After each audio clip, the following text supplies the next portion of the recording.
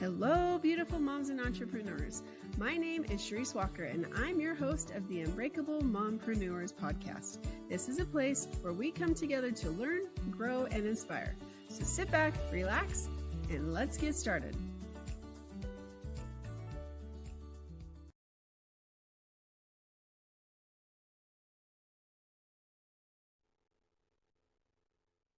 Hello, Unbreakable Mompreneurs. So we as women, sometimes we are taught to be quiet. We're taught to be silent. We're taught to be kind of in the background or not really climb up that corporate ladder or even start our own company. And so today we're going to talk about how to break free from some of those beliefs or cultural traits that we have been raised as, because we as women are wonderful, right? So without further ado, Sophia Mikelionis is in our house, and we are going to talk about all those things. And so my name is Charisse Walker, your host. And without further ado, Sophia, why don't you introduce yourself to us? Hello. So I'm Sophia, and I'm a former corporate leader turned leadership coach. I help ambitious moms, entrepreneurs stop leading from I can't. In so many of my workshops, I hear, I can't slow down, I can't say no, I can't drop the ball. And together we identify ways to shift those patterns into small strategic steps. So that way success, it feels doable. Success feels light and easy instead of self-sacrifice. So that's a little bit about me. I love that. And yeah, success, what does that mean to you, right? It means something different to all of us. But as you're coaching women, what do you find success is? You know, it's funny because typically success is something that can be measured on paper. It's always like, I have to get this role done. I have to get this promotion. I have to get this role. I have to get married. I have to have kids. Like all these things are on paper. But I like to boil it down to truly like what success feels like. For me, sure, I could have those things, but success for me feels like enjoying that first cup of coffee in the morning instead of, planning the Keurig, grabbing the coffee out of the door, drinking it while you're, driving to wherever. For me, success is truly enjoying the feel of like fresh sheets and like the crisp crunch of them. So I like to encourage my clients and the women that I work with to feel success. What does success feel like, and how do you want it to feel versus what does it look like on paper, and how does everyone else measure it? I like that because we hear this plan your vision board and say things, and you need to declare and you need to do different things. And so for success, it's making sure that you know what that is to you. Because Yeah. if you don't know what success means to you, then how are you going to achieve it? What's your end game? You're just circling the drain. I love that. That's a good analogy. And I envision it like walking into a nice hotel room that has those crisp sheets. Well, the hotel room might cost a lot of money, but you're successful and you can afford it, so it's not a big deal, right? Yeah. Or even just crisp sheets at home, right? Yeah. Like how often do you truly wash your sheets? Maybe you need to increase the rotation instead of every week, maybe twice a week, but Mhm. making time for those things that feel good to you, I would say. Mhm. No, okay, so what made you decide to leave the corporate world? Man, it was a really hard decision. Okay, I was climbing the corporate ladder and I was getting promotion after promotion. I loved it. Like Mhm. that was my jam. I was everyone's go-to. But in order to do that, I was making so many small sacrifices along the way. Mhm. Instead of eating a lunch, I was digging around in my purse for that granola bar that I put there a month ago. I know I have an emergency granola bar. I was leaving my home. I have two kids, and I would leave before the sun came up and return before the sun went down. But my daughter, I would braid her hair every 2 or 3 days, kids, whatever. And I went to kiss her goodbye, and I looked at her hair, and I was like, "Holy cow, her hair looks terrible. Like it looks like a rat's nest is on top of her head." And I'm like, "How did I forget to do her hair? When did I do it last?" And in the midst of me beating myself up behind that, I realized that her dad, my husband, he can make sure she has food to eat. He can make sure she gets to school. He can make sure she's bathed, but no one can make sure that her hair is done like mom can. And I'm like, this is more important to me than cranking out that presentation for Bill. This is more important to me than putting together that sales pitch. I got to reshape some things. So I took a step away from corporate.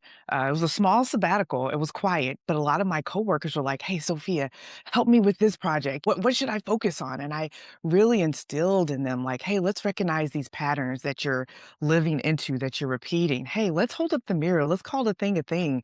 And I was like, "Wow, I think I'm coaching people. Wait, I should host a workshop." So that's why I left corporate and how I kind of got into the space that I am now. Isn't it interesting? Motherhood really does make a difference for women, and not everybody, because we're all different.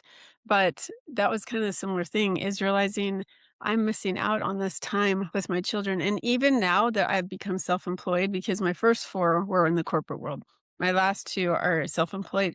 And sometimes here's a very vulnerable moment. I think sometimes I left corporate to have more freedom, but I find Yeah. myself just as busy, if not more, and it's like, "I gotta get this done, I gotta get this done." And I had that conversation with myself yesterday with my daughter who, um, I dropped her off to school and, she's in jeans and a sweatshirt, her hair I brushed, but it's not done. Today it was. But, I see this girl from our neighborhood, she's, like, dressed super cute, her hair's all perfectly done, everything, and I'm like, "At what point did I say, 'Hmm'?" And my daughter likes the way she dresses, but it's like, need more attention with my kids. Yeah. And maybe it's their tennis shoes. Like I've tried, honestly, I've tried multiple times. Let's go get you new shoes and stuff. They're like, no, I like it. But, it's just at what point and where are you on your spectrum of I'm okay with the way my kids present?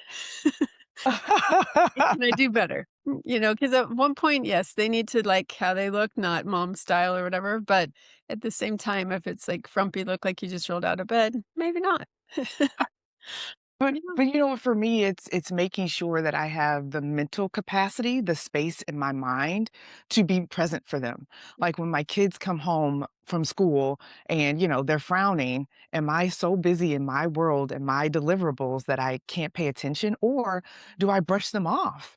right. And I thankfully now, yes, I have the time freedom and the ability to build my schedule, but it is me constantly practicing and telling myself like, "Hey, it's okay to put a pin in this. You can come back to it. It's okay if you don't respond to that email within the hour that you receive it." Because to me, like having mental space for those things, not even just my daughter, but just mental space to enjoy those things. We talked about sometimes people book a massage and they don't have time to go to the massage, or you run frantically there and you're like, "I'm here, I'm here."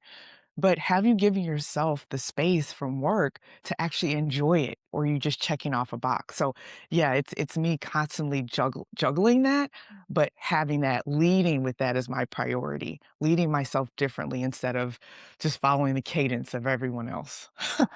I agree, and I think having raised the first 4 and then the last 2, it goes so quick, you can't rewind the clock. What's important? Because at some point, they're gonna be so used to you not being around or being focused on them. Like, Yeah, are you addicted to a game that you're playing and while your daughter's sitting there telling you a story about their day, and you're looking at your phone instead of them? yeah. And that's something where I've really tried to be like, okay, put the computer down, put the phone down, put something because they're talking to you. And my 12-year-old, I said, how come you never tell me about your friends? And she told me yesterday, and I'm like, okay, well, this is a reality that's not really reality, but it's her reality. So it's just a lot of conversations and making sure that we're there. You're right. It's also about like breaking habits because to your point, like a game is addictive, right? And you're on it, but at some point we have to self-regulate because the world won't do it for us. If you think about it, I mean, when our parents and our parents' went to work, that was it. You had a little timesheet. You clocked in and you clocked out. When you went home, that was it. It was family time. That world doesn't exist for the majority of us. Some people still are hourly and clock in and clock out, but it's up to us to put the phone down. It's up to us to put it away. It's up to us to try to be present and to ask those questions. And that's really tough when the world around us doesn't necessarily value those things, right? Mhm. Yeah, I'm listening to his book on tape, which we won't get into, but it talks about that, how this generation is like the first ones to have a screen phone that they were raised on. Because like my other kids, they had a flip phone. Yeah. They didn't quite have that smart, but now they have the smartphone and it's this whole new world that we're coming to focus on. Okay, so I want to switch gears for a second and let's Sure. talk about women. And you talk about how we need to have more women at the table. Um, what do you mean by that? Yes. So the people in charge typically sit at a table and make all the decisions, right? And often when you start working, you yearn for a seat at the table. You yearn to be a decision maker. But if women burn out before they get to the table or they get that seat at the table, the decision makers, the faces of the decision makers, they don't change. The stories of the decision makers, the lived realities of the decision makers don't change. So a lot of us with different diverse perspectives, you know, never get heard because those voices aren't there. Those voices of reason, the person who says, yes, this is a good idea. However, so in the work that I do, I try to encourage women to find small ways to recognize these habits, these patterns, these small self-sacrifices, so that way they can lead themselves differently, so that way they can get a seat at the table. Their voices, our voices can be heard, and the world can change a little bit. I know it sounds very soapbox-ish, but the world can change a little bit because those voices are part of the conversation instead of an afterthought.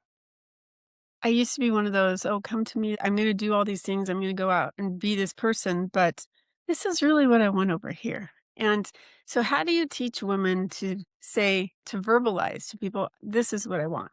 A good example, and I'll just so you kind of understand what I'm asking is we have this trek where it's like a pioneer trek and it's every so often, but I have had 4 kids go through it. My youngest has actually done it 3 times because we've moved multiple times. And so it's like a pioneer trek where they reenact a certain, you have hand carts and stuff like that. And so they kind of understand how in Utah pioneers came here, that's how they founded it. And so they call it mom and pa, where you have a husband and wife and they're over a group of people. So they reenact like this whole family situation as if they're on Pioneer. I have wanted to do that forever, right? Like I want to be this mom and pa. And so all my kids have gone through it. We've never been asked, quite frankly, because I've usually had some surgery or a baby at the time. So I understand that. But this time I could have gone. Yeah. Like, I wanna go, and we had just moved into this house, so people didn't really know who we were. So I went and found out who the people in charge. I said, "I would love to be part of this." And so I actually finally, for the first time, I verbalized it. I told people, "Hey, I'm here. I'm here to help if you need it." We weren't chosen, but Oh, there's always a reason for everything. I get it. I understand the reason now, but, that's something where how do you encourage women or what's your advice to women to say, "This is what I want, like, I'm here, like, do you see me?" What's your advice on that? so first, I want you to write it down yourself. Like often these things, these are ideas in our minds that we think, but sometimes we never vocalize. And we think that people just know because we're here and we've participated multiple times or have been on the periphery multiple times. Hey, I want to get in. I want you to physically write it down because there's something between getting it from your brain to physically writing it down, not putting it on your phone, but physically writing it down that makes it concrete and it helps you connect to your vision, right? And then finding ways to use your voice to indicate like, hey, I would love to do this. Like if you're in corporate, I always talk about starting with a boundary, right? Like let's just say you do want to get home at 5 o'clock to see your kids. You do need to go to that basketball game that your son is playing at. And often we say to ourselves when we're flustered, I've had enough. I can't do this. And then we try to put up a boundary. But that thing that you wrote down, that goal, that vision, I want you to draw a circle around it. Like that is what you're going to protect, right? So that way, all of your decisions, all of the ways that you show up are protecting that vision. So it's easier to say, you know what? Can we complete 2 slides instead of 5? I can complete the other 3 tomorrow when I log back on because that is at the center of your universe, and that's how you're showing up, and that's where you're vocalizing. Also, if you write it down, when you speak to your spouse or when you speak to the other people you work with, that is at the top of your mind. Like, hey, I do want to volunteer for the mom and pop, or I do want to volunteer to be the mom and pop, or I I have to be at this basketball game. So what does that look like? I just leading with those things first and creating a soft circle around it, it kind of eases some of the tension around a boundary. Because normally when people say boundaries, they think of like a Wild West showdown, like who's gonna win, me or them? But instead, if you soften it and you think about, man, how do I make this possible? It's easier to step into it. It's easier to kind of push back and manage your day or your week or your month around those things. And I'm gonna take that one step further because I love that. And also saying, okay, what type of like if you're an entrepreneur, what type of client do I want to work with? And what are my boundaries that I'm willing to do? Because and physically writing that down, that now, like, you're making a declaration, like, "This is what I want, this is who I wanna work with, and this is what I'm willing to put up with or not put up with." As we were talking before the show, somebody was not being nice, and and how do you handle that? Is there truth to it or is there not? And then, do I need to be talked to like that or treated like that? So, that's such good advice. Yeah, and I would agree because sometimes when you see it written down in the midst of it, if you find that a client is not being nice, you say to yourself, like, I want to work with nice clients. Why am I doing this? Let me think twice or let me show up differently because this is not ideal. Mhm. Or, if you find that it's really hard to negotiate leaving for basketball practice because you want to get to your kids' basketball, you can see it. You're like, this is what I said I wanted. So why am I not vocalizing that. Why am I not like it just it encourages you to ask yourself those questions so that way you can show up differently. That's such good advice. Okay, so I'm going to read this. It says, leading from flow, not fire drills. So let's talk about leadership. And I think it kind of goes in relation to writing things down. But can you expand on your words with leading from flow, not fire drills? Ooh, yes. So I had a very demanding role in corporate. I worked with the C-suite, and basically every day was a fire drill. It's a small ask, right? Hey, we just got some new information. We need you to update all the slides, right? But that's 30 slides to update. And we have a short time period to get this done. Like that is a fire drill. And in corporate, every day was a fire drill. Oh my goodness, I have to get this done. Or even when it comes to your kids, you find out that a project is due tomorrow. Oh my goodness, we got to drop everything and go run to the craft store and see what we have, right? But from flow, so that's fire drill. But from flow is realizing the patterns or what energizes you and leading from that, right? I'm a planner, right? So I would go to my manager or leadership and say, yes, I understand that this is the ask, but how could we get 2 of these things done instead of all 5 done now and immediately? What would the minimum viable product, MVP look like? Or even if I'm talking to my child, I wanna reprimand them, "Mom's a planner. You should have told me this sooner." Mm. But saying, "Okay, we need to have a plan. What type of grade do you wanna get on this? How late do you wanna stay up on this? What do we have around the house?" But grounding yourself on what feels good in the moment, where you thrive, what culture, what environment really feels good to you, and then starting from there, right? Because if the other person gives you urgency and you're trying to operate in urgency and you know that that isn't where you thrive best or that isn't how you show up best, leading with that and working around it. Mhm. That's the flow state. Yeah. Recognizing those patterns. Yeah. That's great advice. All right. So, how do you help women in leadership now that you are an entrepreneur yourself? What with women? What do you like to help them with? Is it to improve their leadership style? Is it to help them realize what they're doing? Like, what are you coaching women? Decision making under pressure. That is my jam because there's so much pressure around us. Pressure to get it right, right? Pressure to be the breadwinner, pressure to always have the right answer, pressure to always be available, right? It's those types of pressures that were kind of like ingrained in us from itty bitty, right? You should always have an answer. You should always be a good host. You should do this. You should do this. It's like we're surrounded by the shoulds. And it's being true to yourself in the moment to truly understand, like, let's hold up a mirror. How do you make the best decisions? How are you a best leader, right? The best leader. And Then discovering patterns and ways to integrate just small shifts to make those real. I'll give you an example. I was working with a client, Lindsay. She was the hardest client ever because she said one thing, but she did something completely different, right? She said that, she felt like she was always in fire drill mode, always leading from urgency, right? So we talked about it. Like, let's look at your bedtime routine, right? Like, what time do you go to bed? Well, I always work until midnight because I have to get these things done. Okay, what would it look like if you went to bed at a consistent hour? 9 o'clock, 10 o'clock. Well, I have to check my emails. Okay, but they will be there for you in the morning. And then I even walked it back for her. Okay, so you're staying up till midnight, getting these things done consistently. What happens in the morning? Yeah, you wake up grumpy. What happens? How do you fix that? You over caffeinate. You're on your third cup of coffee by 9 a.m. Mm, By 10 a.m., you're, kind of grumpy and a jerk to people. So if you want to show up as your best self, we kind of have to work backwards. We have to start drawing some lines and mm, keeping those lines. And for her, we gave her phone a bedtime. You know what? Your phone, your laptop, they stay in the laptop stays in the car. Like, mhm. yes, you bring it home, but it stays in the car. If you really need it, if someone calls you, it's within arm's reach for you to go get it. She had a garage, so for people who park on the street, you're I was probably gonna like, say, "I can't leave my I laptop in the car." can't.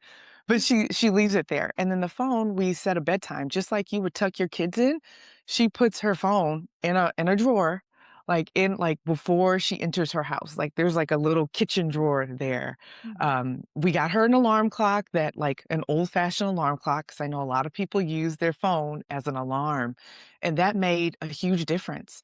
No, like, her world did not blow up overnight because she didn't respond to this email. People started learning to be self-sufficient. So, again, it's how do you make good decisions under pressure? And it really starts with how are you creating pressure on yourself? Like, mhm, you have to create a space to think, space to allow creativity to flow, space to recover. And if you're always on, always available, just because that's your go-to and that's how you got that promotion, it's going to be really hard to lead yourself strategically and show up for others. So yeah, that's one main way that we do it. So we find the pattern, we set up small habits, small ways to pivot, and then we walk in that and we label it, and it feels good. Okay, so I have interviewed so many women, and I have never heard that before.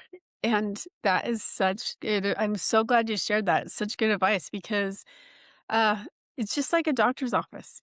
They close down, usually they stop answering their phones at 4. You know Yeah, that. So if you want to get a hold of them, you probably should call before 4, right? And so that's the same thing. We as women want, I'm doing this thing as a favor for my clients today, and I'm getting more angry about it. The more I'm like, wait a second, they're wanting me to help them. And yet I'm driving 40 minutes down to go do something.